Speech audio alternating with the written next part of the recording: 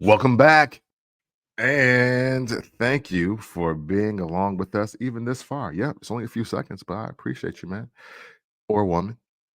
This is made in the 1980s. And in case you are not aware, and this is the first time you have ever listened, I am Camp from the Port. And again, another weekend, another week to get it in. I have my comrade here, no longer jamming Jerome, but you still know the vibes. But I'll still have him introduce himself for all of you, please. It is Wayne Dang. Please say the damn doodle, if you Yeah, will. yes, I still sir. got the wig though. You know what I'm Still got saying? the wig. So- Sounding crispy on the mic, I see. Yeah, yeah, yeah. Hey, I'm gonna have to go back and see how many weeks this mic has been sitting in front of my face. Just sitting here. Like it was a prop. Nothing but. Oh man. got the light on and everything. It's just there. Dang Ain't it. being utilized. That really goes to show you how computer savvy I am, Hey, listen, you or know lack of. what? Happens to the best of us, man. Uh, don't worry, no worries indeed. And hey, the point is, and the fact is, you got it right, and you did it all by your damn self. All right. Hey, that's what it is. That's exactly what it is. Oh man. So today, man, I want to open up the show by talking about something that I saw, and it made me think of, I think, the question of the week. You know what I'm saying? The question of the week. And it was a young lady. I think I don't know whose account it was. You don't mind the account, but there was VHS video that has been repurposed. Shout out to everybody that can do that, by the way. I don't know how y'all converting like VHS to like file to put on like Instagram or TikTok or whatever, but I need the scoop. Oh yeah, that's Like, dope. yeah, straight up. But it was showing a young lady in college. I think it was her first year, and at homecoming week, and immediately it was showing just activity, thin to just nice sized women, like healthy looking women, and a couple men as well. And they pan to three or four girls double dutching. And then I was like, wow, and they in college double dutching. I was like, okay, that's important. And then they showed some other activity. I think it was like bike riding or something else. And then I was like, man, when's the last time I seen some young people or just some teenager 20-year-olds double dutching or riding a bike? Now, riding the bike is subjective, I guess, to a degree, because I do see people bike riding because, hey, look, they make bike paths now. Look, we from the era where get out the way or you're gonna get knocked off your bike. Like that's like they didn't care if we got hit or nothing. Somebody rear view mirror clip you on your hip or something, you just on the curb. But Cause now why they the got fuck was bike you in the lanes. street? Right. They got bike lanes. But to be real, outside of my daughter, and now this has been some years ago because she's still young enough and she's not driving. I don't remember if it's been at least 5 or 6 years since I've seen kids on bikes, which made me think of my question of the day, Wang, and that is simply, why are, I guess it's Gen Z and maybe later millennials, maybe, and Generation Alpha, why are they aging so badly? Or why are we aging the best? And I think I have the answers, at least some of them. And before I get started, though, I want to toss it here to you to let me know, like, have you noticed that? Like, when, like, for instance, when's the last time you seen a group of girls double dutch, and when's the last time you seen young people on bikes? The last time that I recall seeing a group of girls double dutch, I was probably in junior high. Wow.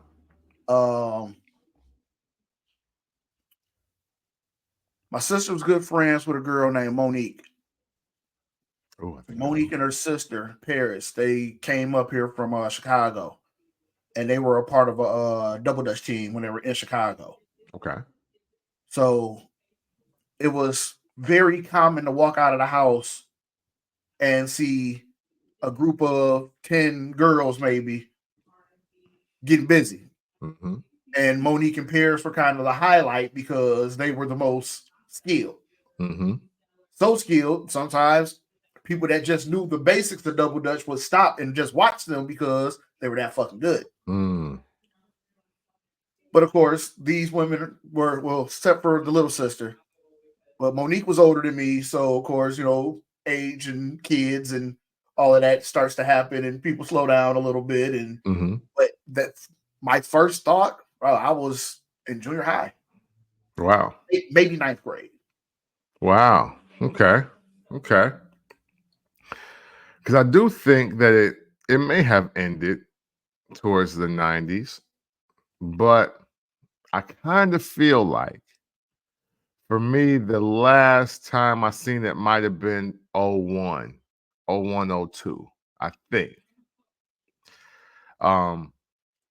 Because and I say that because I don't think the health of young people started really going into question until, like, you know, the whole supersize era, right?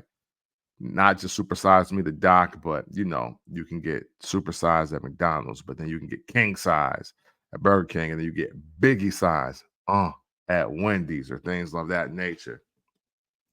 Dollar menus was going crazy. $5 foot longs, Jared Rotten Hell, rest in piss. If you ever, whenever you make it. And I think about all of that consumption, and it seems like we just missed it. Now, don't get me wrong.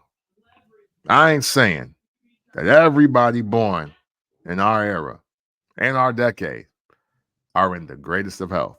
Hell, unfortunately, I've known, and I think you have even known, some people that have died that are in our decade due to health reasons. Yeah.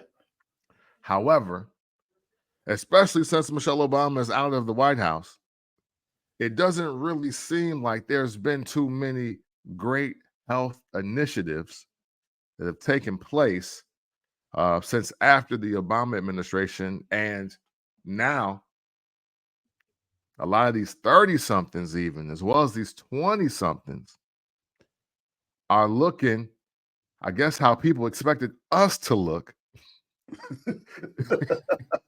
in our 40s. Because, man, when I tell you, there's some 30-year-olds that I mistakenly disrespected because I'm thinking we both 43 or maybe you're 47. I felt kind of bad, you know what I mean? So but I think I have a few reasons why to that. And I think the first reason is just a lot of people stopped doing a lot of, like, just natural, real outside activities from when we came up. You know what I'm saying? Dude, I tell this story, and people think I'm being sarcastic when I tell the story. It was one day, really, really nice day. It's like 75 degrees. The sun is out. Nice, cool breeze. Perfect for being outside. Mm-hmm. My son is in the room playing video games. Dude, it is nice out. Beautiful outside. Summertime, no school. Link up with some of your buddies, man. Go out. Go be outside. Go do Yeah. something. Yeah. Feel the wind. Touch some grass. He goes and he jumps in the shower and gets dressed and Dad, I'm going outside. Cool. Get lost. See in a couple hours. Mm-hmm. He went outside to the garage with his Nintendo DS. Give me all this shit. Get on this $200 fucking bike, and I don't want to see you for the next 3 hours, dude. Like, it pissed me off. Man. Yeah, man. Like, you knew exactly what the fuck I was saying, but you did exactly what I asked you to do, just in a dickhead way. Yeah, kids learn innovation on their own time, don't they? When they want to be, oh, they smart as, oh man, sharp as a fucking tack. But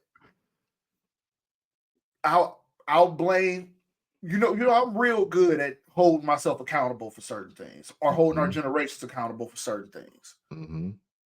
I won't put it off on everybody because, like my daughter, she loves being outside.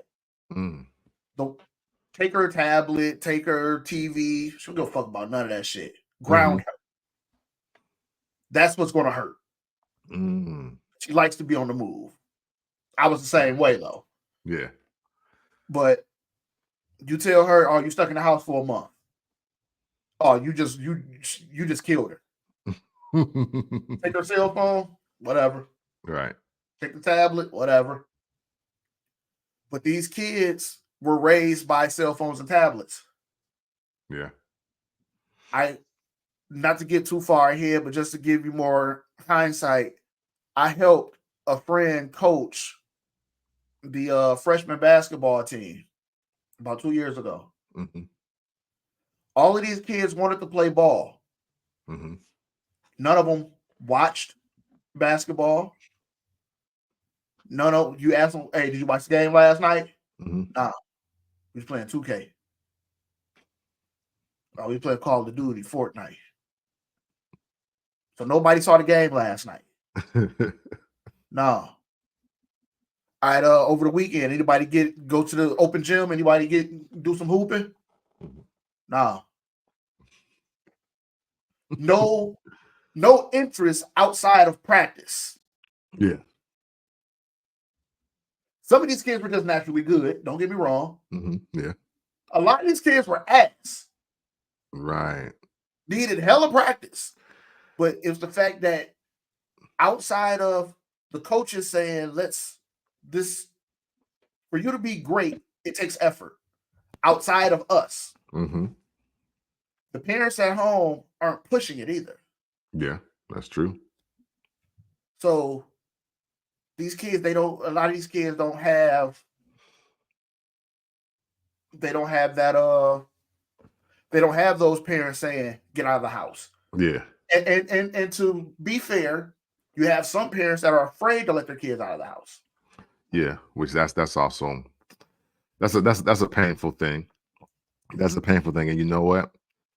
I do want to segue into that, but let's double back to your first point. Because you're right. Basketball, right? Trying out for teams. What is so interesting about it is that even when you are 11, 12, 13, 14, you see some of the kids that are just naturally good at basketball. So they may not require a lot of work, but what is not communicated, at least I know it wasn't communicated a lot in my time, was that how you're going to have to practice and play twice as much as that gifted kid over there in order for you to be halfway decent. And I just didn't want to practice that much. Like, granted, hey, listen, I was never nice. I'm not here to cop to it like I ever was. But there were so many people that were really good at basketball when I was a kid. And I automatically think of like how good D Woodall And Deron Lacey was super nice when we were like kids. And then like, you got Rance and you got man, it's Munt and just other people that were just so good. And then that they became the standard of being good at basketball. But it was like, you do realize that we all got to practice a lot to get to where they at. And NBA Live 95 wasn't necessarily the greatest indication that you could play basketball. 2K series looking forward today, the players look like they're supposed to look. You can do the functionalities and you can pivot and you can pump fake and you can do all that. All that didn't exist in EA Sports games in the 90s and all of that. So, a lot of these young people, they feel that they can, okay, well, I'm hitting the buttons. I just got to remember how to do that with an actual ball. And I don't know how they feel it translates that way. But it doesn't. but I was gonna say I doubt it does. And but at the same time, it's like, even sports, because it's gotten so much money into it. And there's so many ways to determine like now who's good in junior high and with the AAU teams and all that. I was just talking to some of my young boys about AAU ball and how it's just so much different from when I was a kid. And now it's almost seems like sports are only for the kids that really think they're going to have a career playing sports. Like it doesn't seem to be many just random kids that played softball this year or ran track or, I was on the 5th, 6th, 7th, and 8th grade teams. But once we got to high school, that's when I was just out. Like it just seems that now only the kids are like, oh no, my goal is to be in the NBA or my goal is to be in the NFL. Those are the only young people that are playing in sports now. I agree to that. Yeah, I most definitely agree to that. But the sad part in having to agree to that really shows me that when I'm 60, the athletes that are going to be in the NFL, NBA, MLB, whatever it may be, are going to be dumpster juice. Yeah. And the reason I say that is because that kid that had the drive, will, and ambition, but never had the skill, will be the one to make it to the league because who's his competition? Yeah. Yeah. Yeah, no, that's true. I didn't think about it like that. Like growing up, I was never great at any sport, but I could play them all. Mm-hmm. I could play soccer. I could play baseball. I could play basketball. I could play football. I ran track. Mm-hmm. Just out of boredom in gym class, we would decide, hey, we're going to go play tennis today. Yeah. And not for nothing, you were at least interested in the activity. Right. You know what I'm saying? Like, if nothing else, you was like, yo, well, I'm about to get out here and get active. And the effort alone made you decent. Yeah. There was never a time that I was the best person on the basketball court when we would go to Teddy Baker. Mm-hmm.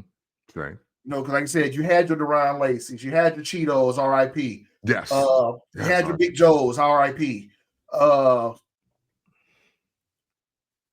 like I said, Mont, Bryce, Dale Keith Jackson, these motherfuckers hooped. Yeah, facts. Shout out to Zen, hooped. Yeah. I was never the best person on the team. But I was always good enough to be picked. Why? Because I was out there. Yeah. Everybody knew I didn't have a left hand. Everybody out there knew I didn't have a left hand. But everybody knew I could jump my ass off. Right. So we out here. Kickball. We out here. Hey, listen. Kickball. Especially outdoor. Shit. Listen, I'm a Hall of Fame kickball player. We at center outdoor. school getting busy. You know what I'm saying? Kickball that one of the kids left outside on a Friday.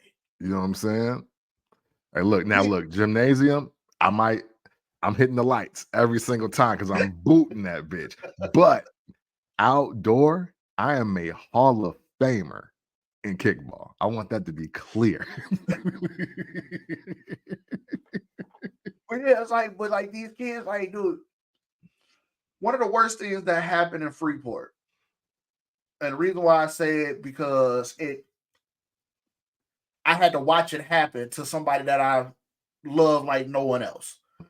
When they merged the junior high and the middle school together, instead Yeah. of having two different teams like they once did, they used to have the 8th grade Pretzel Pride and they used to have the 7th grade Shamrocks. Mm-hmm. So instead of them keeping it that way, 7th and 8th grade Pretzel Pride, 5th and 6th Shamrock, Mm-hmm. they merged everything together. Oh And wow.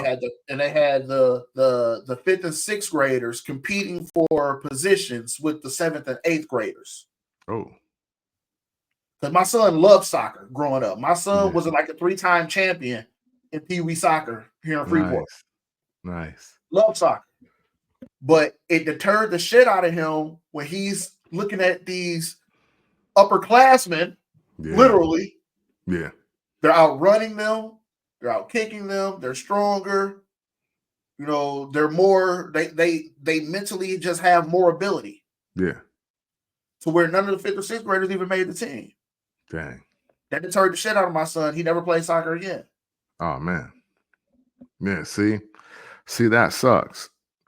And you know, man, see this is a great point you're making. So now what does a 5th or 6th grader do when now they don't even have the definite option to play organized sports because they're competing with 7th and 8th graders? So like you can say you're going to go out and just play soccer, maybe at the park or at the church or whatever. And that sounds good, but then again, you're not really competing as hard weekly or practicing as much because you're either playing with your friends. If you're already better than your friends, then you're kind of going to level off. You don't really get that sense of competition and pushing yourself. So then you just probably just fade out and just all of a sudden it's like, you know what? I ain't gonna play no soccer today. Unless you're in that 1%, you're like one of those early outliers where, yeah, I'm in 5th grade, but I'm so good and I'm just so much faster than maybe these 7th and 8th graders, or I'm strong. I might be wildly enough stronger or just smarter, like my game IQ is higher. Yeah, it's gonna be super difficult to find some headway in there and make an impact so you can keep playing. That's unfortunate. Yes. Luckily, he did find an outside activity. The kid rides the shit out of a fucking Razor scooter. There we go. Okay. And me personally, I don't mind it. Mm-hmm. You're doing something. Yeah, for sure. You're staying busy. You're staying active. Go to the skate park. For sure. Dad, I need a new skateboard because I broke mine. Mm-hmm. Send me the skateboard. I get it ordered. It's here in a couple of days. He's back out there. Yeah.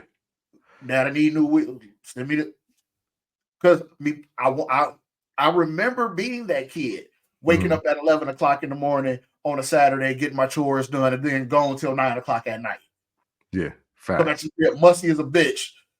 You've been outside going hard all day. Yeah, man. Yo, it's so funny because even as I listen to this and I think back to all the just different activities we had as kids. Now, granted, everything wasn't super organized, but I just think about even gym class. I remember, I want to say maybe like 5th or 6th grade is when I asked her. Because I was like, the topic came about buying new shoes for like gym class. And I know the importance of that because I'm one of those few kids that was growing like a weed and eventually just Payless shoes just wasn't going to do it for me. And that became very obvious the one day I think I was in 4th grade, 3rd or 4th grade, and we played Army Navy, and I almost cracked my skull on the gymnasium floor. Not because I hit the deck super hard and super fast, but because I was trying to run these pro wings that were 100% plastic at the time, and it felt like, and then I just hit the ground. Like, I looked clumsy as shit because I'm in these bad shoes, but I'm 8 years old wearing the men's 8. And they're like, well, what do you want me to do, Cam? Like, I can't buy you $100 shoes. Your foot has grown every year the last 2 years. And they would go on to do that until I was 13. But I asked my daughter if she even played that before. She was like, what is Army Navy? I was like, what, y'all don't do Army Navy in gym class? I was like, Army Navy, hit the deck. I was like, you got to run. And then when, hey, you under attack, so hit the deck. Then you hit the deck. Then Army, you got to get up. You start running. She was like, yeah, no, we don't do none of that. Like, she was like, no. She looked at me like I was insane.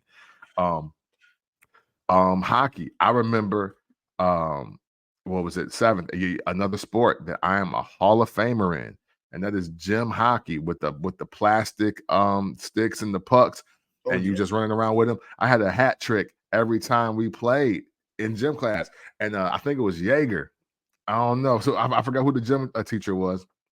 He was like, yo, you actually pretty good at this. I was like, yeah, man, I kind of felt like I kind of felt like Magic Johnson out there. I ain't gonna lie to you.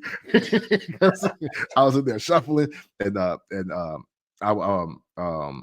was moving through there, running through there with the puck. I got a couple assists off. I was going crazy. And then and he was like, yo, do you think you would play hockey? I was like, well, I can't really skate. So I was like, but the thing is, but to your point, Wayne, check this out. RIP to skate land, at least in Freeport area. Listen, I've never been the best skater, but I got my ass out there every single weekend and gave it a shot. Me and Damon and Russell Stibb. Shout out to both of them because of them, I used to skate, I used to swim, and we were just outside all the time. Like, I look at what outside means today, even amongst grown folks, versus what outside meant to me when I was a kid. Like, outside didn't mean that you was just out looking for like trouble, or that you were just like not in the crib and you driving around everywhere. No, outside meant, hey, I might be at the back of the church playing football. I might be in the street playing football. I might be playing softball, baseball. I could be at Reed Park going for a swim. We could be riding bikes in Crate Park. Like, I'm in Taylor Park jumping off of the slides and the swings over there, or watching somebody get into a fight. Like, I'm doing something. Yeah, fire ass game, a tag at the kids' castle. Exactly. So right. You know what I'm saying? Playing tag, playing freeze tag, playing hide and go get it. Like, it didn't really matter, but we were outside burning thousands of calories. And this is even after school. Like, there was a point where, like, school get out at 3, bet at 5, we're back at the park. like that was, or even like, yo, we used to just walk to school and walk home from school. I used to not take the bus, just to walk to school, and it was about a half a mile, if not a full mile, and we still walked. Oh yeah. And there's not a lot of that at all, if any, anymore. Like, and granted, I know that, see, it's hard for me to say that times have truly changed, because all the same worries that exist, we're worried about kidnappings and, being snatched up. You're worried about, drug dealers or whatever being outside. You were like, those are worries. I mean, that's what the DARE program was about. That's what the Winnie the Pooh special, Don't Talk to Strangers. That's what all of that was about. So it's almost like, even with just access and technology, and I guess maybe the just message getting pushed forward, we just become even more afraid. But I also rolled with some cousins, and I don't know about anybody else out there, but we used to plot what we would do if somebody tried to snatch us up. Me, my cousins Mike and Steve, and maybe man, who else might be with us? Like, let's just say like my cousin Shauna or somebody like that. We'd be out there, yo, and one of them like, yeah, man, hey, man, if a nigga try to grab me, I'm kicking him in the nuts. He's like, and I'm hitting him with my book bag. Hey, yo, hey, we gonna jump this nigga. Like, that's how we thought. We were like, yo, nobody's just gonna take us. You're like, you're in the fight for your life. Like, we're not, like, we not going. You're not just going to put your hands on us and put us in the car and that's it. Like, we thinking we can beat your ass. Bro, it's so funny that you say that. Me and my brother had a conversation, probably lasted about 30 minutes with my daughter. And we're saying, you know, if this happens, you fight and scream until you either get away or you cause so much attention to yourself that they give up on you. Mm-hmm. Yeah. My daughter looked us both in our eyes with the most serious response and say, "That's stupid." What? Yo, what? And see, and my daughter's one of those people, she's a know-it-all. Mm-hmm. You can't tell my daughter shit. She know everything. Been there.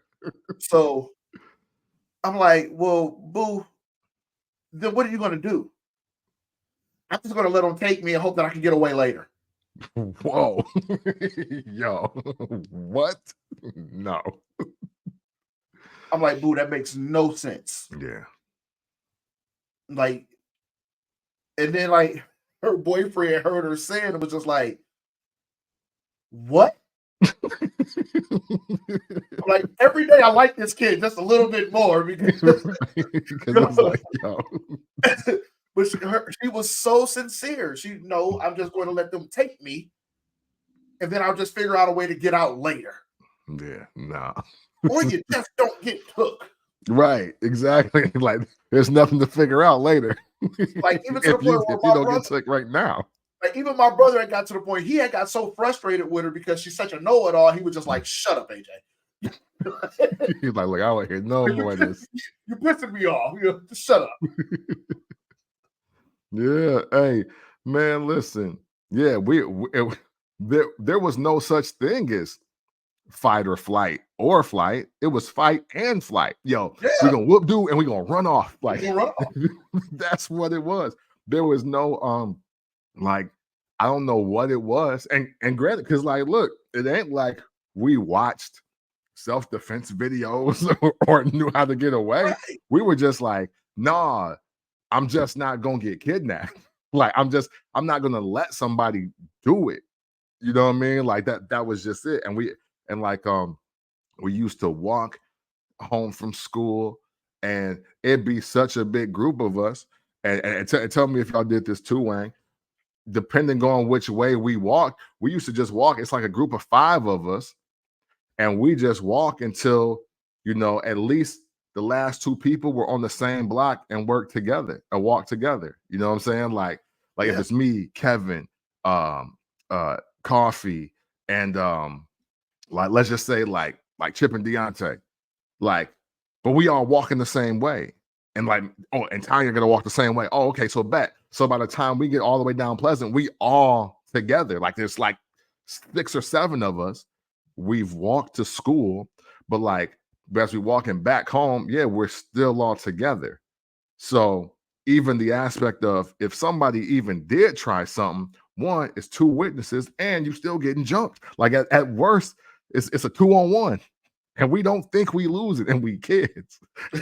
versus I'm just gonna let you snatch me up, drag me in the car, and we just gonna be like, oh man, you know what? Now that I got a moment, let me figure out how to get out of here. It's like, nah, I'd rather get out of here with maybe a scratch on my face or a black eye, but being like, yo, I didn't let them take me though. Like that was the whole thing. We used to be so deep coming home from school that the police started trying to arrest us for mob action. Mm-hmm. So we would have to group up in groups of 5, even though we was like 30 deep. Yeah. So we have to put like 5 of them on this side, 5 of them on the other side of the street. Then the other 5 had to be probably about 10, 15 feet ahead of us. Yeah. Yeah. But we was all going to the same side of town. So then, like I said, as we would go, this person may dissipate because we don't walk past their house. Yeah. Or this group got to go down this block. So it's like 6 of them going that way, but it's still another 15 going this way. Good Yep. fucking luck, because we gonna get on some ass. Right. Yeah, exactly. As soon as you hey, yo, hey, you see Derek over there? Wait, what happened? Everybody turn back around. Everybody turn around. Everybody start just running. It's like, hey, yo, what happened? What's going on? What's going on with something? I'm like, oh, okay. Like, yeah. But yeah, like, see, and even that, right? The reasons why I believe that we're aging the best is because look at all that activity that's just happening and that we're just down to get ourselves into. Just walking to and from school. It's Man. like, good luck finding kids that will walk to the store now, let alone walk back and forth to school. It's like, yo, would you please burn the 60 calories to get to this damn Shell gas station? Would you please? Versus us, even though the one bogus thing to our credit was we were walking to the street with no regard for cars, like that was the biggest part of the sidewalk. But at least we were outside walking casually daily. Like, I still have a lot of that in me. Like, when I bought my house,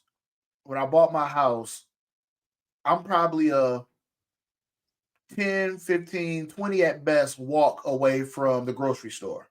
Mm-hmm. And if I just got to go grab a couple of things and the weather's nice enough, I'll grab my backpack and I'll just walk to the store. And you wouldn't believe how many people will stop. You good? Yeah. Just taking a walk. Need a ride? No. I clearly just told you I'm taking a walk. Right. But that tells me how many 40-plus-year-olds don't just take casual strolls anymore. Yeah. Yep. I have 2 vehicles. Mm-hmm. 3 if I want to count my girlfriend's car, because I can take that one too. Mm-hmm. But I just want to take a walk. It's nice out. Get some fresh air. I'm not at work. I'm at home. I want to be outside. Mm-hmm. Right. And that's weird to people. Man, it's so weird. They're like, man, you don't want no ride? You don't want to get no Uber or something? Like, bro, it's like down there. Like it's maybe a half mile. Like I'm like good. If I walk out of my house and I walk to the corner, I can damn near see the grocery store. Take a walk. Right. It's a gas station around the corner. I gave my girl so much shit about this. There's a gas station around the corner. I was gonna go around to the gas station because I don't drink pop a lot. I'm usually drinking water. Mm-hmm. But every now and again, I want an orange soda. So I'm like, man, I'm gonna walk around and give me a pop. You want something? She was like, I'm gonna go with you. I don't think she heard me say walk though. Because as we walked out of the house, she went straight to the car. I banged her right. Right. It's like, all right, no, it's right here. Like, no, come on, just like the 90s. Come on. She's like, no, babe, the gas station. Again, if I walk out on my patio, I can see the gas station from my patio. If it wasn't for the fact that there is a fence on the back of the gas station, I can literally walk out of my backyard, cut through my neighbor's yard, and then be right there at the parking lot of the gas station. Right. That's how close it is. Yeah, see. Yeah. I'm not walking. Yeah. The time it's going to take for me to get in the car, start the car, wait for the car to idle up, pull off, make it to the stop sign, but we're there and back. Right. Yeah. Before you do all of that, you'll meet yourself walking out. Like, for real. But yeah, like these kids, man, they walk. Yeah. Like I said, even my daughter. My daughter loves to be outside. She loves to be active. Mm-hmm. But it's only on her terms. Mm-hmm. She will say, Dad, I need to go to Mom's house to go get some clothes. Well, baby, I don't get off work till 5:30. Mm. Well, I'll just wait till you get off. Or you can just walk 10 minutes to your mom's house. Get your clothes and come right back. Clothes and come back to the house. Don't just wait for you. But once I get off work, I'll take her. Well, can you drop me off at my friend's house? Well, baby, how you gonna get home? Oh, I'll walk home. But your friend lives 20 minutes away from my house. Yo, hey kids swear they are geniuses. I don't get it. I don't get it. But no, hey, that's hilarious because man, that's the truth. That is the truth.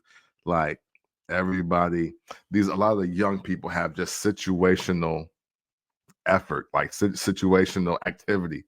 And like for the life of me, like yo, if I can see the landmark, I am walking.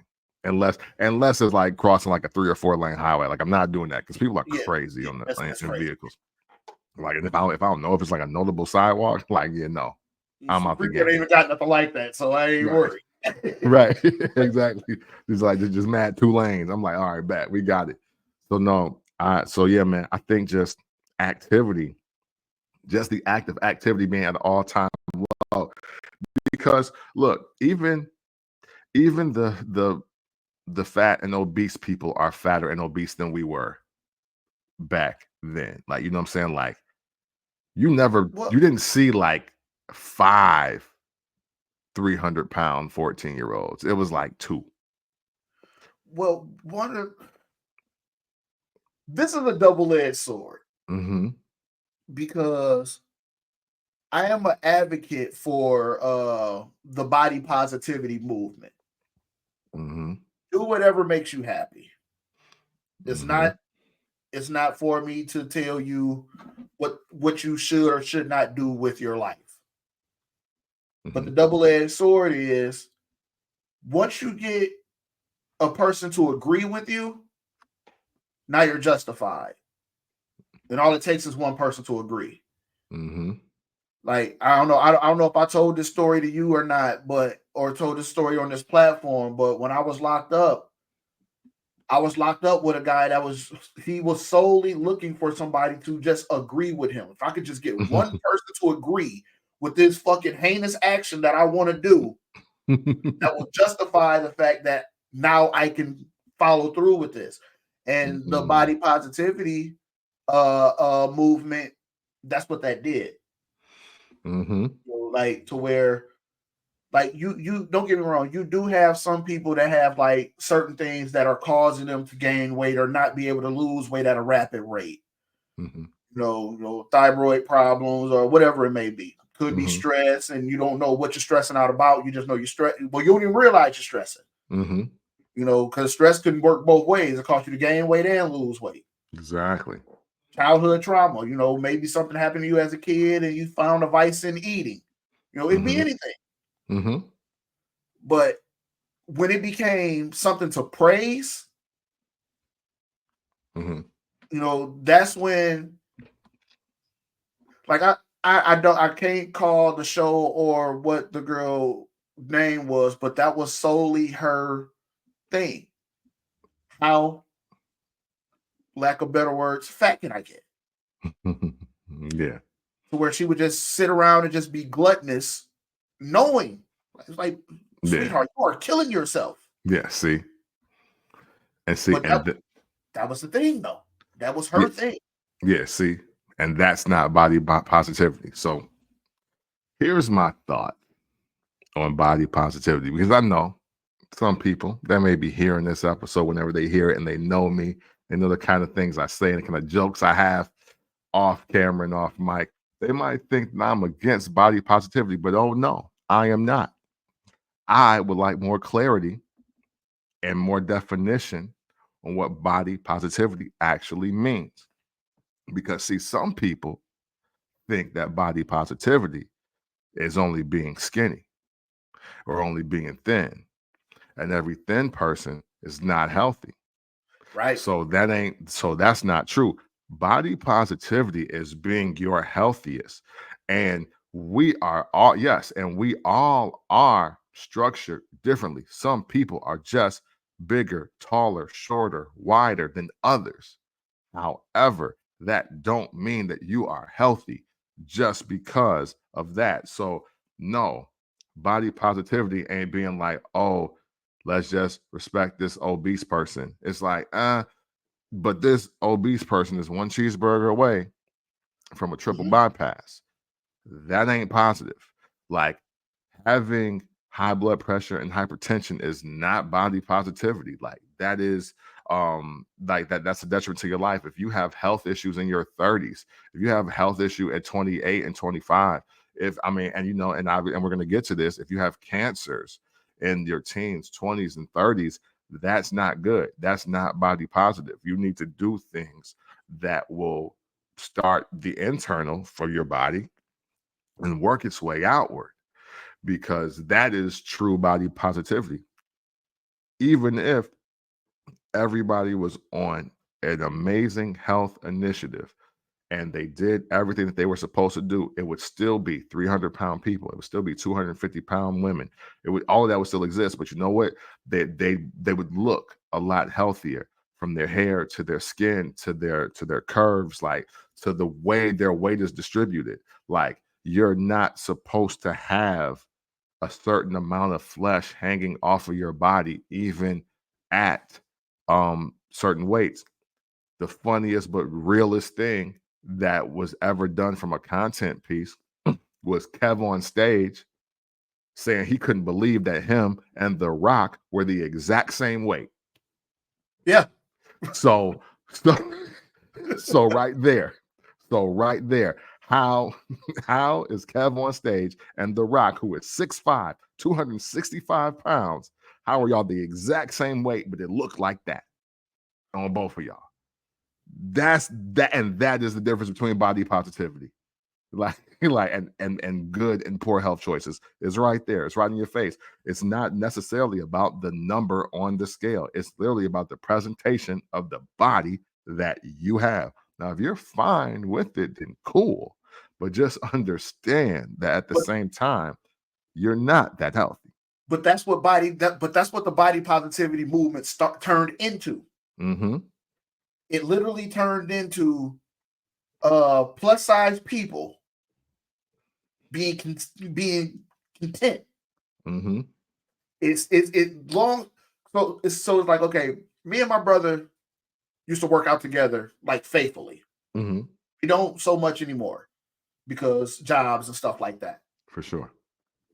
But if me and my brother are standing in the same room and we're getting a physical and they ask us to remove our shirts, I'm built like the because you watch wrestling, so I know you would know what I'm saying.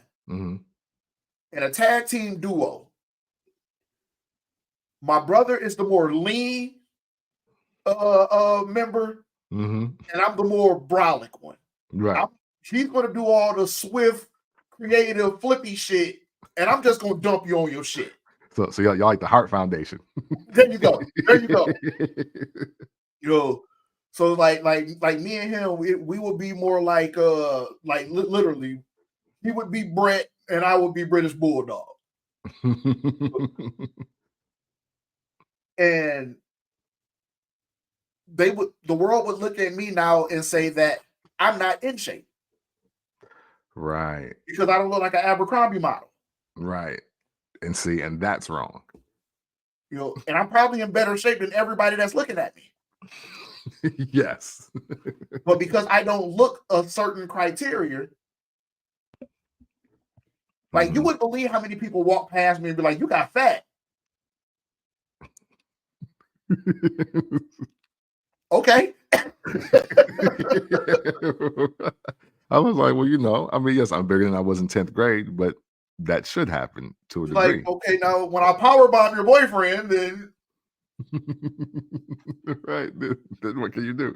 like, if okay, you need to look at the other way. Okay, bruh, homie, you just called me fat. Let's wrestle. Yeah. let's see who wins. Right. Yeah. Hey. But but like being active though most definitely played a major part in why. But for me, it's not the key part. And I think I was going to dive into this. Mm-hmm. And I think I knew you were going to as well. So I don't know. Do I want to just let you have it? No, let's go. Keep going. Hey, look, what I'm gonna say is what I'm gonna say. So, so yeah, let's keep it going. Because they say everything comes back around. Mm-hmm. And shout out to McGruff because we kind of listened. No, for sure. Facts. We kind of listened. We didn't completely let you down. Mm-hmm. Because if you want to go back to 70s, 80s, 90s, we had heroin, coke, and crack. Mm-hmm. And let's throw cigarettes in there. Mm-hmm.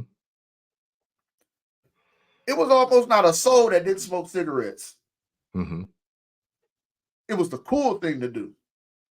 Mm-hmm. I don't know why they thought it was cool. Yeah, because I never did it. But yeah. I don't know who told them it was cool. For the life of me, I might just be talking out my ass, but I don't even. It probably ain't even nothing out there to be like, hey, cigarettes are for this. Right. Or people saying, hey, just smoke these cigarettes. Mm-hmm. And they just did it. The drug use in the 70s, 80s, and 90s was so just out of this fucking world. Mm-hmm.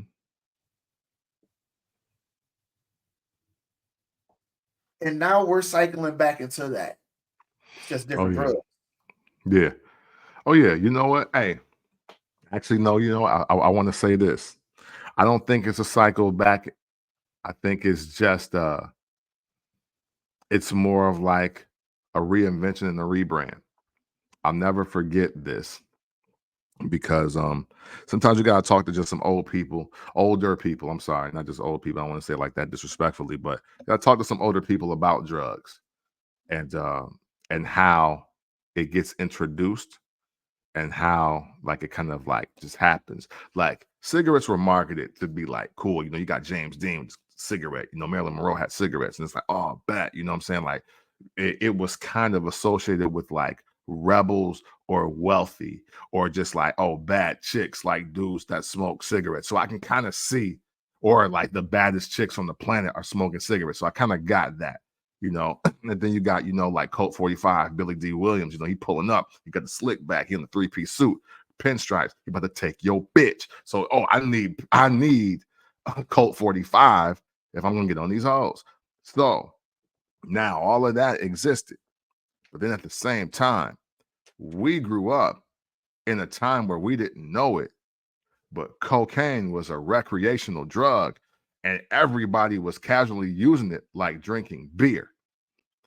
Yeah. And it wasn't until we got to crack then it started looking like a problem.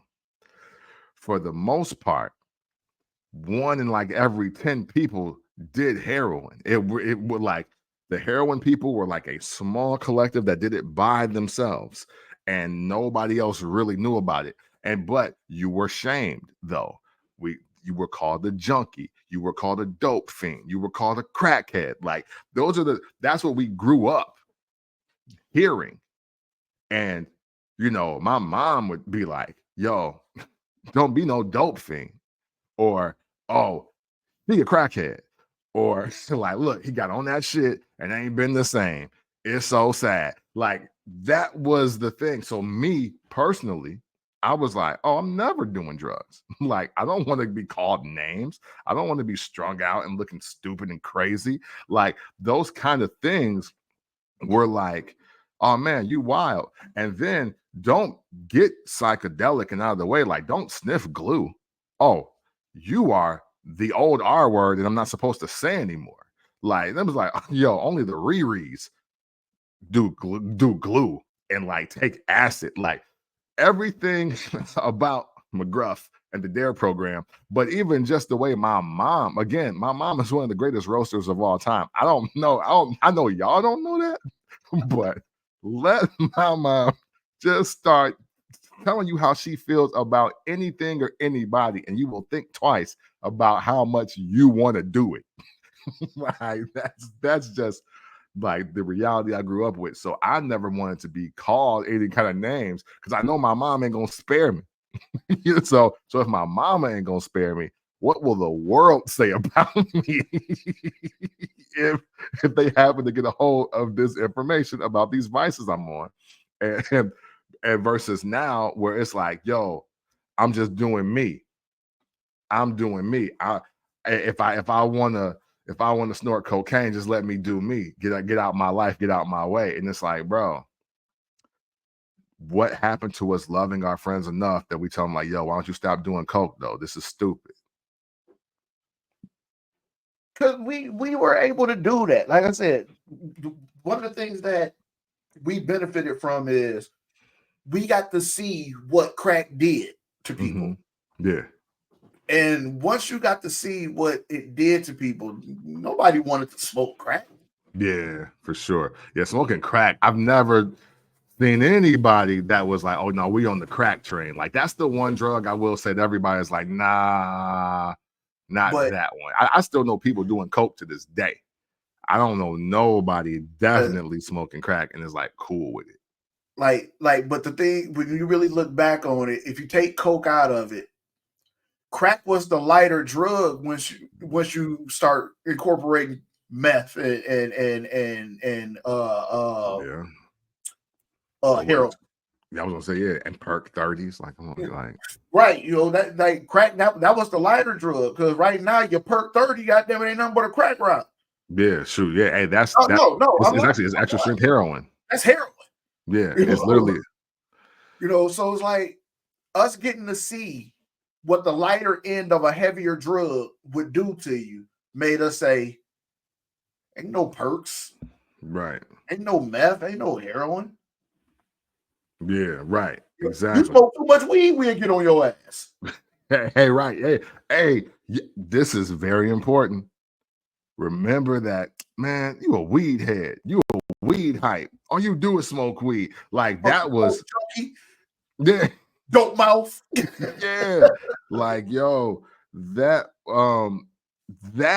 was one of the things where it's like, you know, even your Snoop, your Red Man, Cypress Hill, like even the fact that they was talking about it was like, okay. Even to a degree, it's like, yeah, I mean, you could smoke weed, but every day though, you know what I'm saying? But then Nate Dogg changed it for everybody. You know what I'm saying? By the time we got to 99, though, hey.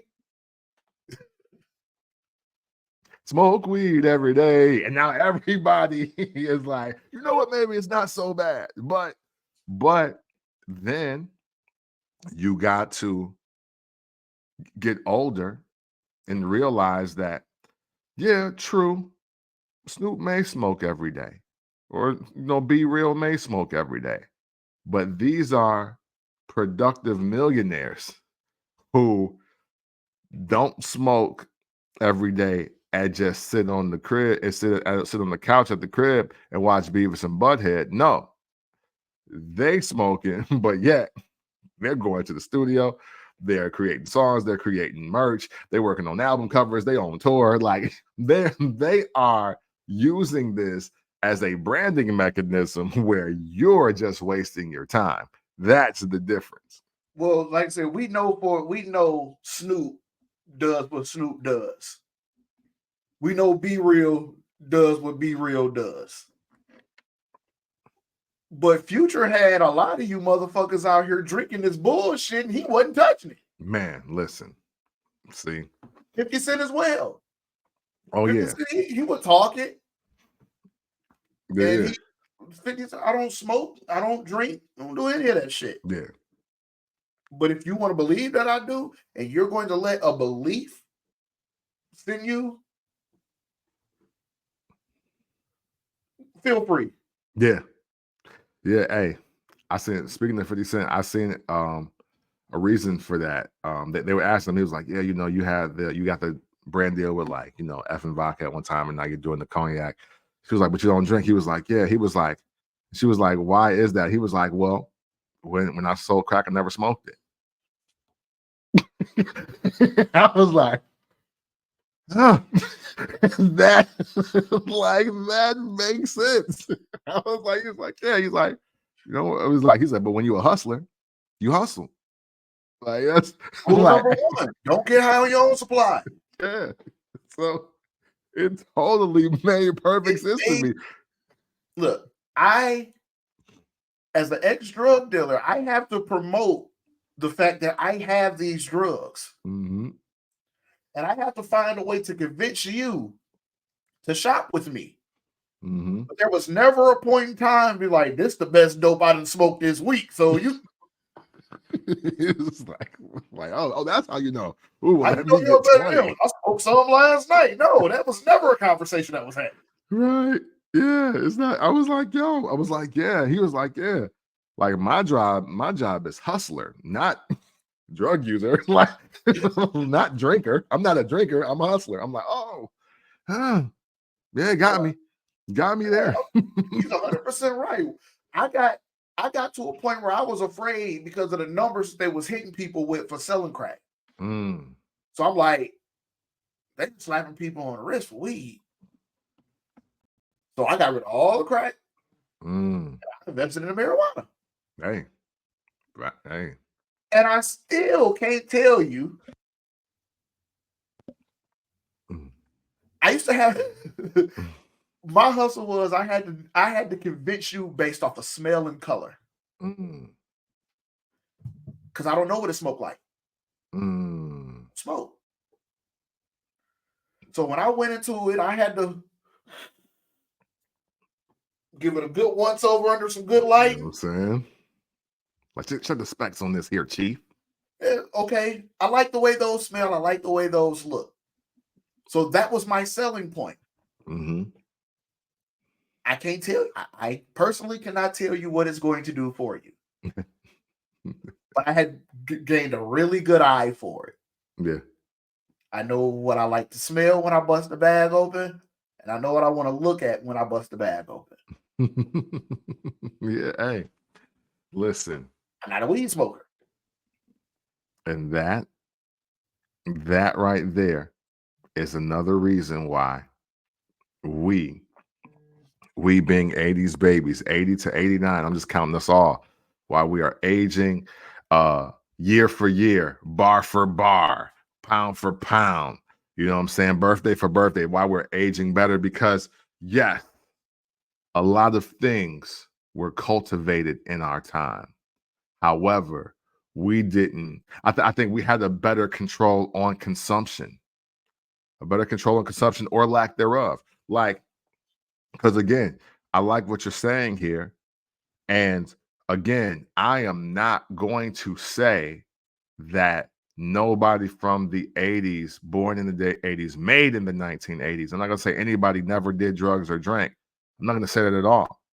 However, it was easier to point out who did and who didn't, and who were strung out and who wasn't. Versus now, we have a whole generation of people just zombied out. Like it literally do look like The Walking Dead sometimes with Yes. how many people are consuming. Like now, granted, I guess it's pick your poison in the messages in music. I also think music is a reason why we're aging differently. Now, granted, you know, it's drug dealer music versus drug abuser music, right? But also, because that is a big piece of it. However, though, I think the mental and emotional damage that people are listening to day to day is a reason of why they are aging.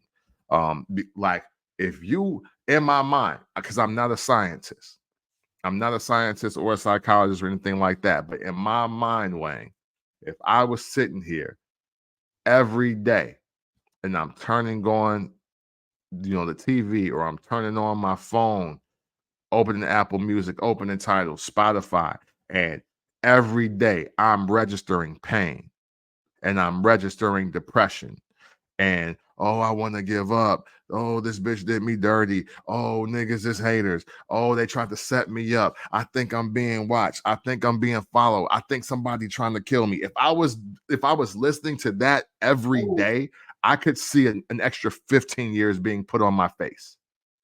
You know what I'm saying? Like there is no good, like it's never good in this hood. Like it's not, we're at some point in time, it was all good in our hood. It ain't never good in their hood right now. I wonder if that's why I like Glorilla's album so much. That is a fun fucking album, dude. Yes. Hey man, listen, it's fun. Hey, listen, one of my favorite songs of the 90s, and by one of like our unsung crooners of the 90s, for me, is Domino. Domino from Here We Go from Tales from the Hood. Like, it's like, yo, he might be singing about some real ish, but it feels groovy. I mean, hey, look, he was even on the hook for Tales from the Hood. I know it sounds bad, but it's all good. These are the tales from the hood. I'm like, hey, yo, it's like, okay, hey, look, hey, it's kind of effed up out here, but we kicking it, you know what I mean? It's like versus like, yo, I'm gonna stay in the house. I need the switch because I don't know who pulling up. And it's like, yo, I gotta deal with this every day. Every day I'm being watched. Every day I'm fighting my demons. I'm like, yo, bro, first of all, how you even know the demons are there? What drug did you take to see the demons? What concoction did you sip to let you know, oh, there's a demon here and I gotta fight with it? Like all of that sounds like it's gonna age me terribly. And I would be terrified. That's what for me, ladies and gentlemen, that is why a lot of young artists or artists of today, especially in the hip hop R&B sector, they get one listen from me. I will give your single or I will give your EP or your album. You get one try. And if I can't find a bright spot and none of the shit you're talking about, there will not be a second. I am sorry. My brain and my spirit get easily disrupted with certain levels of fuckery, and I just can't deal with it. Like I just can't. If everybody dies every single song, if you are depressed every single song, if you can't find one girl to treat you right or one dude to take you out on a date, like if you can't have good sex, if you don't know how to put down the double cup, if you started experimenting with that white or that powder, sorry, there's gonna come a time where I gotta stop listening, and I am totally okay with that. See, I agree with you on that, but it's weird for me with me being such a Tech Nine stan. like his first fucking 10, 15 years was just dark. Hey, but he rapping though. He rapping though. He rapping though, but like me personally, just to throw something out there, like that's one of the reasons why I can't get with Rod Waves. Same. I think, bro, you always dealing with some fucking turmoil. Yeah. Every song.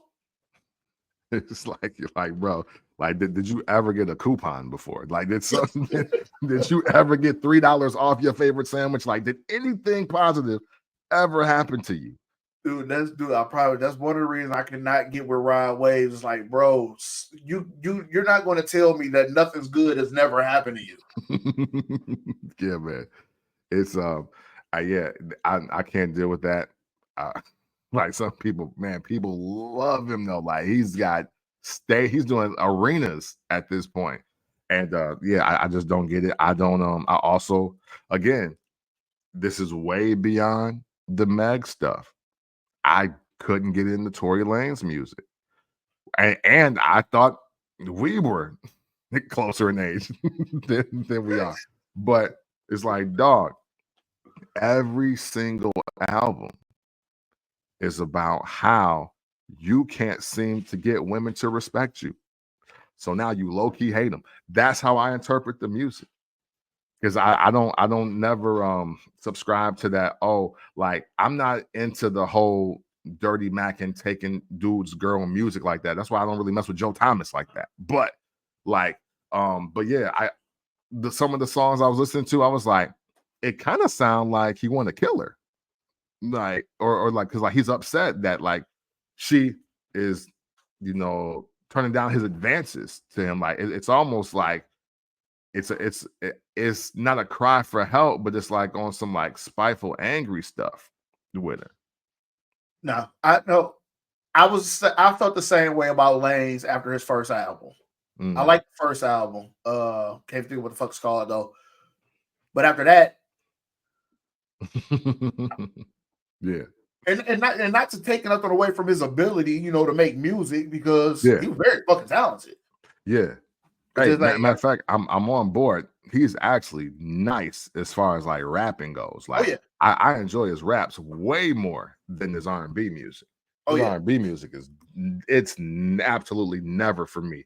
From the amount of auto tune to what he's singing about, like nah, no thanks, sir. I'm good on this one. yeah. Like the guy's extremely fucking talented. But yeah, he was another one that it got to a point where it's just like, okay, next. Yeah, yeah. But So some of the stuff that these young people are making, I was like, damn, am I supposed to slip my wrist when this go off? Like, I don't get it. Like, am I supposed to like take every pill in the drawer? Like, because I don't feel like restored. Now, granted, and I say that, and I used to listen to Mobb Deep. Like, you know what I'm saying? Like, there's a skit on the Mobb Deep album where they're talking about shooting at a guy from the window of their projects, and they're shooting out into the crowd. And yet somehow that made me hype. And then Godfather Part 3 come on, and it's just more murder and mayhem, but I felt energized in a way. When I hear some of the people's music today, I'm like, man, is growing old even worth it? And that's a scary feeling because I enjoy getting old. I'm not one of the people that's sad about being in my 40s right now. And I embrace aging because I've seen so many people not. right, So, so again, I think so, activity is a reason. I think music is a reason. And now for my favorite part of any conversation, food. And I think, and we touched on it a little bit earlier, but food absolutely is a reason why I think we're aging the best. I tell young people, especially the ones I work with all the time, I grew up in the last best era of fast food. You know what I'm saying? Like, unfortunately, I was like, I know what they're doing. They putting the old logos on the Burger King wrappers. They giving you the old Pizza Hut boxes. I was like, but until you actually walk into the hut, you'll never know how good Pizza Hut pizza really is. Like it definitely hit different. Hey, I ate McDonald's for a good portion of the 90s. But once I tasted the quality difference, I bailed out. Now they trying to sell y'all chicken Big Macs. Do with that whatever you wish, but I'm good. Like 90s fast food, and we talked about this I think when Lexi was on the show. 90s fast food was flame. And I want to say once we got to the late 90s into the early 2000s, only Popeyes and Culver's have remained as like places that I feel that maybe I could go to and I don't feel like I'm dying quicker. Everybody else, well, I like Wendy's too, so I'm gonna give Wendy's a pass. But I say all that though, and portions were bigger when we were coming up. You know what I'm saying? We grew up in the supersize era versus now, you know, um, everything like they've decreased the portions, but they've increased the price. But now, so the dollar menus, it's the $5 meal now, yeah. which still to me feels like, well, I was about to spend at least 5 or 10 anyway. Even back in the dollar menu era, I still spent about 10. So, like, that's just what it is. But between all the chemicals that they put in food, how it's been redistributed, how it's being enhanced, like genetically enhanced. Um, it's hard to eat anywhere really and think that you are getting your proper nutrition. And then they've downgraded the quality of just fast food, but they've made it so accessible. And now you got a bunch of young people consuming that, I think, at a higher rate because people stop cooking as much, There you since the go. since the Foreman grill. Like I thought the Foreman grill was supposed to make it easy for everybody. People still opting to go get go get food versus even using the daggone Foreman grill or now the air fryer. Bro, I got a guy that I work with. He's he 36, 37 years old, no kids, no girlfriend, lives alone. This guy has crock pots, air fryers, fucking Foreman grills, you name it. Mm. And still eats fast food every day. Damn it. Still eats fast food on an everyday basis. Oh, man. But like you said earlier, these kids are subjected to this fast food because parents don't cook no more. Yeah. Like between me and my girl, we are, if we can't cook all 7 days out of the week, Mm-hmm. and if that happens, it's because we both had really fucked up work schedules. Mm-hmm. But at least 5 days out of the week, we're going to get in the kitchen. One of us or both of us, we're gonna get in that kitchen. Mm-hmm. Why? Because we know that this shit is not good for nobody. Right. But that's just me speaking for us. Mm-hmm. A lot of parents is just okay with letting their kids DoorDash every day. Yeah, true. It's easier. It's thoughtless. It's effortless. Costs more. Yeah. But I had to do less. So it's a give and take. Yeah. Which is trash as fuck. Yeah. And it's wild because that's happening, yet certain restaurants and chains are reducing the amount of locations. Like, say restaurants be going out of business. Man. But it's like how? When there's some people that's gonna do it 7 days a week. Dude, that's a whole nother conversation for a whole nother day, because that's some old economic ass shit. Facts. But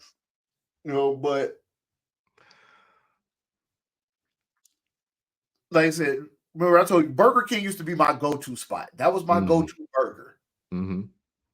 That shit is okay. Let me ask you a question.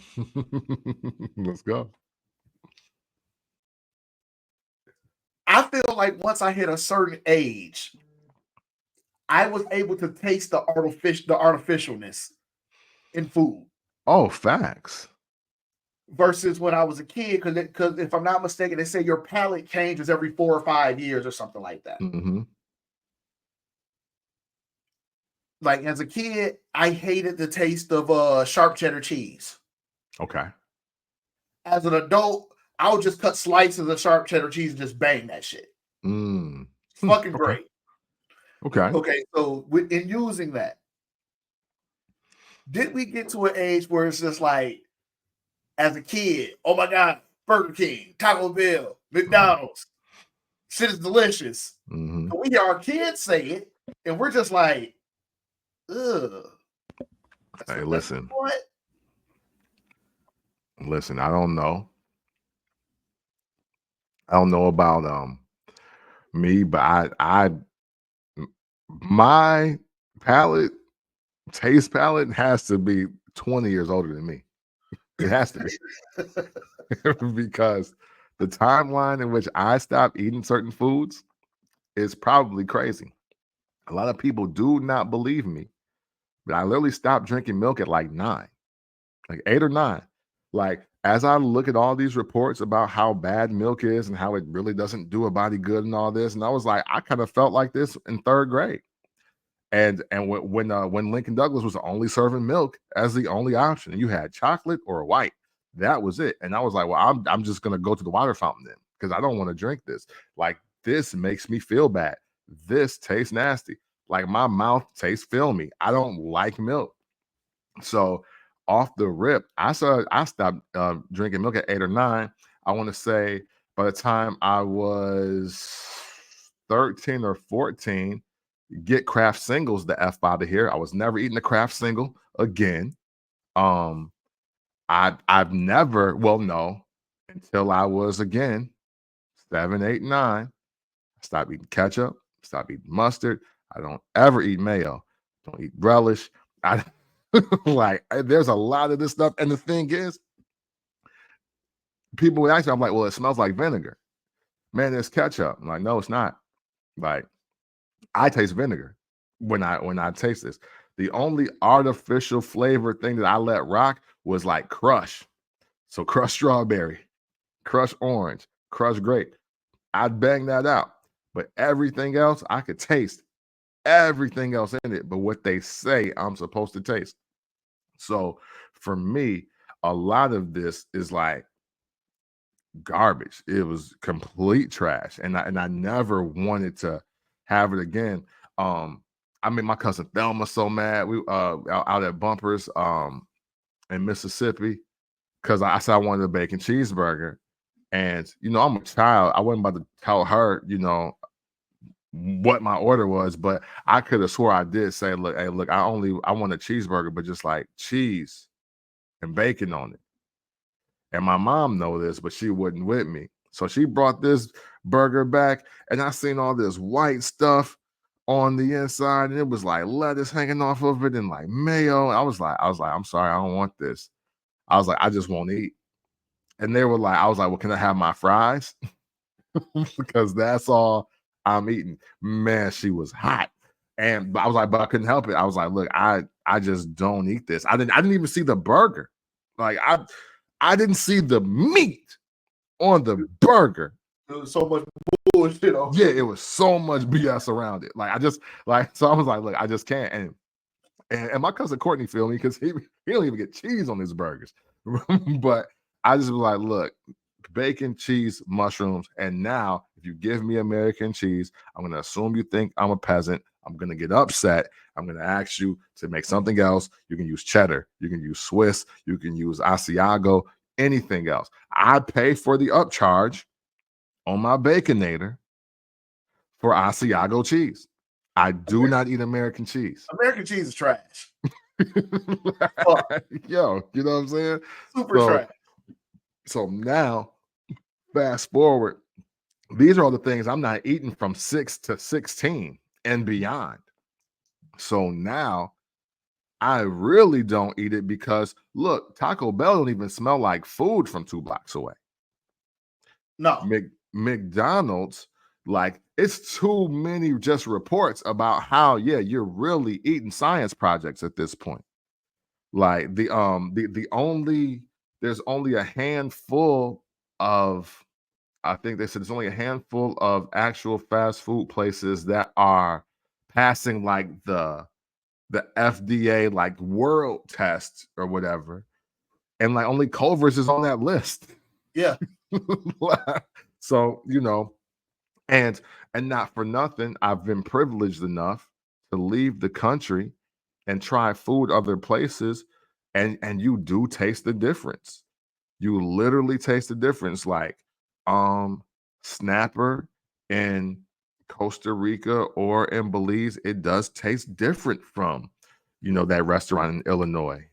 It's their meat and the grade of it. It just looks different. Even the vegans, y'all think y'all safe. You're not, because all of like they're doing the other science projects. They're trying to turn plants into meat for y'all. Just eat the plants. Like that doesn't make sense to me. Soy, if you're black, it's not the best thing for you long term. It's going to affect your epidermal layer and your melanin. Like so even if you want to try to adopt veganism from your white friend, make sure you know how much soy they're consuming, because that's not good for you. So all of this is an aging process as well. And unfortunately, the more you consume of all that trash food, your skin is starting to break out, it starts to dry out, you have more acne. It's people with just like them chocolate chips on their body now. It's more people with that. You got situations where, they try to counteract it with all these other skins and creams, but hey, that's made from some of the same animal products that you're digesting as well as putting on your body. So like you're just getting the double whammy, and all of a sudden, boom, on your 33rd birthday, you look 56. Damn. You know what I mean? Like that was drastic. Yeah, it's cold game. cold game. But all of that though, everything that we talked about is true. Like one thing I say about my mom, she wasn't with that fast food shit like that.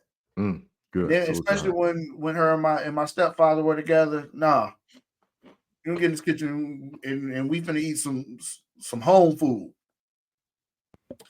Then Jesus. But like I said, between the drugs, the new age drugs, lack of activity, lack of sun, lack of fresh air. Listening to depressing life issues like hours on end. Depressing ass music. Kids wanting to be from the struggle and ain't never seen it. Hey. Yeah, why y'all stressing yourself out trying to be hood and trying to be sweet? Why everybody want to be T.I.'s son? Yeah, hey, all y'all parents middle class are better, man. And y'all want a felony so bad, bro. Man, like, hey, relax, can't wait to say that they got locked up like that. Yeah, dude, I got on this kid's ass one day. Wasn't even my kid. It pissed me off because I know the kid's parents, kind of, and I know that this kid's parents got them bust their ass for their family. Yeah. I'm in the courthouse paying off a ticket, a speeding ticket. This kid is in the courtroom. Mom is in there with him. So when I walk in there, I see her kind of wave. So as I'm paying the ticket, I'm coming back out of the circuit clerk's office, and I see this kid snapping a picture of his name going across the marquee of when he's supposed to be in court. Like this showtime at the Apollo or something. Jesus. I lost my shit on this kid. Like I said, I know the kid's parents, kind of. We know each other, in passing. For sure. I don't know this kid at all. But I do know, from what I do know about his parents, that what you're doing is unacceptable. Yeah. So I snatched his phone out of his hand. What are you doing? Man, give me my phone back. I'm like, you really think your parents don't want to be at work while you in here thinking that being in court today is a fucking flex? So when his mom heard that, she was just like, what'd he do? I showed her the phone. Like, literally, he's on Snapchat. I mean, he got all types of pictures and different angles in court. Yeah, wow. I'm like, man, I wish I would have beat the hell out of my son. Yeah, because it's like, both man, going to court next month. Right. You know what I'm saying? Because it's like, obviously you don't get it. Like you don't even understand what this means. And unfortunately, there has been a new level of glorification that he obviously admires or thinks that will make him feel more accepted. But man, let me tell you, as a person that's never even been in handcuffs, and I thank God for that. Like, it's just not the place you want to be. I had to visit. The reason why I haven't been in handcuffs is because I used to have to visit my uncle at Danville Correctional Facility, and the visits with him and the talks with him, it let me know, now this ain't it. This ain't for me. This is not what I want. Even though he was always in positive spirits when we went to go visit him, I'll say that when I really got a chance to sit and talk, and I'm only like 12, 13, I'm not like, grown or too young, but just what he was kicking about the culture of that place and how he got there, who he in there with, how it don't make a difference. Because once you in, and what you gotta do on some survival type stuff or just be cool. I was like, man, you know what? Man, I'm good. And then I discovered girls. So then I'm really not going. But to your point, as far as people we grew up with, I'm not gonna put any names on blast, but I'm a childhood friend. Childhood friends. We all grew up together. I seen a son of one of the sons on his music hustle. And I immediately like, oh man, wow, dope, XYZ, blah, blah, blah, just in case I'm giving up too much information so people connect the dots. And I was like, he was like, yo, I want you to check out my joint. You know what I'm saying? Let me hear it. And then so I give the music a run, and it was out this, switch that, drugs this. I was like, oof. I was like, hey yo, I was like, man, little man, little homie. I was like, respect what you're doing to a degree. I was like, but I can't share this. Like, I know your pops. Like, I know your pops. I grew up with your pops. And I think that he would be upset with me if he saw me sharing this message you pushing, because I was there. I know he ain't raised you to say and do this. I was like, and he ain't doing it now. And he on the ground. He outside. He is making a very comfortable living for you. Like, you've probably used his disposable income to get the phone or the camera that you shot this with. No. I was like, but hey, but it's love though. And if you need like information on how to just navigate in the industry, if you're serious about this, you let me know. But I was like, but bro, I can't do this. I just can't. And he understood it. He respected it. And and he never really sent anything else my way again. But I'd rather that. I just, even though, again, I listen to some of the most violent and vulgar music probably ever known to man, and I'm not going to act like I haven't, or I don't still. I still enjoy it. I'm going to start collecting vinyls of some of this music as I see they're releasing for like 30 and 40-year anniversaries. But it's entertainment for me, and I really use it in the aspect of entertainment. And unfortunately for the young people of today, it seems like they're purposely trying to blur the lines. They're purposely trying to let it be like, no, I really do this, or I really will do this. Like, this is how I want to give it up, or how I will. And it's just like, and unfortunately, when it starts to be presented like it's not entertainment, it sounds less and less like art, you know? Say what you will about, a Snoop Dogg or a Mobb Deep or a DMX or a Eminem or whatever, but there is a skill and there is an artistic value to it. And that's what I personally gravitate to. I'm not saying that the messages are 100% positive. I'm not saying that the messages are definitely something that even a person my age should have been listening to at a lot of times at certain points in times. But it was so detailed and creative and artistic that I never really thought I should go outside and try to do any of it. It just sounded cool the way they said it. It sounded cool the way it was distributed and delivered to my ears. I deciphered like, oh wow, that's like, and I would paint the pictures. And this is why I wanted to go to New York so bad, because I was like, yo, I feel like I'm walking around in every single New York video ever. You know what I'm saying? Like, I was at, and but that's where it stopped and ended for me. I was like, so no, I don't need to go to Killer Hill Projects and get a pack and try to move it. Like, I don't need to go that far. Ghostface did that, so hopefully I ain't got to go through that. You know what I mean? So right. I don't need to do any of this, but I love hearing the story of the person that survived it versus now, which is, again, it's going to put stress in your face and on your body, man. If you're going out here trying to live your rap, son, or you're dying to let somebody know that you're down to live your raps, nah, yeah, you'll be 65 in 3 years. For real. But dude, I can honestly say this though. I wish I had the people around me that you had around you growing up. Because see, the people that was around you made it clear. No, this is not what it is. This is not sweet. Yeah. Whereas people I had around me said, no, this is what it's supposed to be, and this is what you should be doing. Like, my role models were pieces of shit. Period. Yeah, hey. My role models were fucking dicks. Like, so, dude, I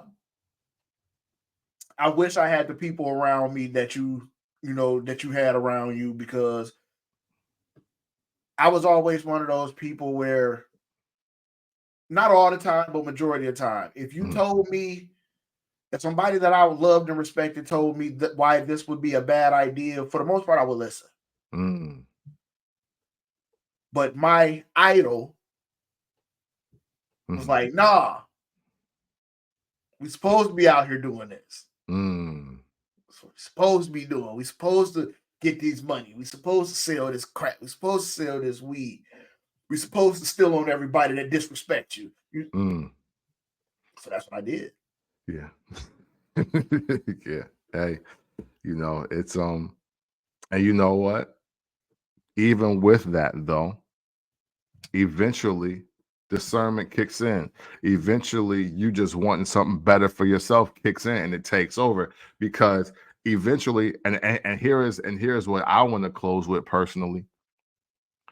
Eventually, God willing, you become your own man or your own woman or your own person, right?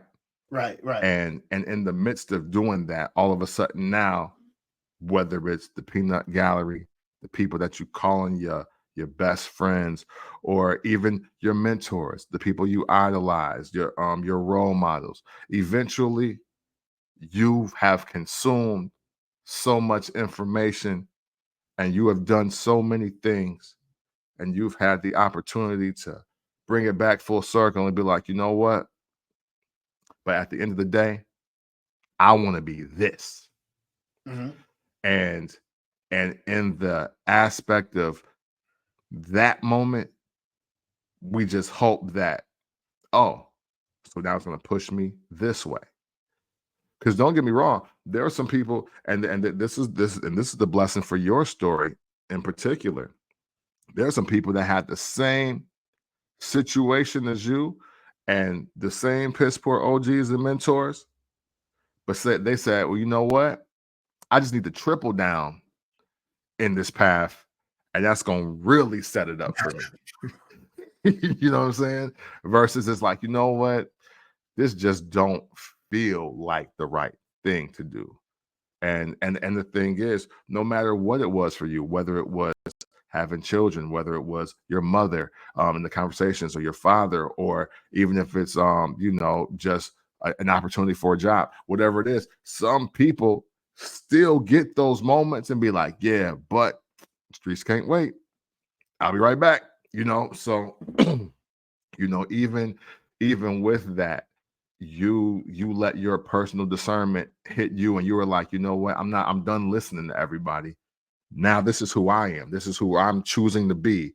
And there are going to be no outside influences to that. Now, I know that might sound difficult to the people that are just naturally followers, right? Because that's just the world. There's, we pick one president to represent billions of people. So obviously everybody's not meant to be a leader. There's the bell-shaped curve of life.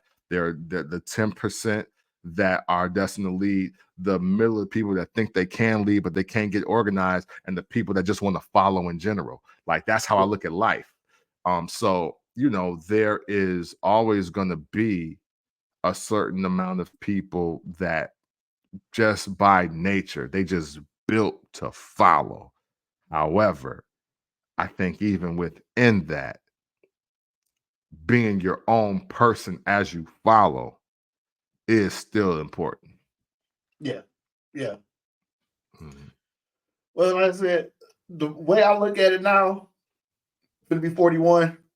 I didn't duck the felonies. I ducked the graveyard. Hey. The win is a win. You know what I'm saying? Hey, ducking the graveyard is a beautiful thing. Yeah, win is a win. You know what I'm saying? Hey, I might not add, look, everything that you've been through, about to approach 41, and I still know a couple 30-year-olds that look way older than you.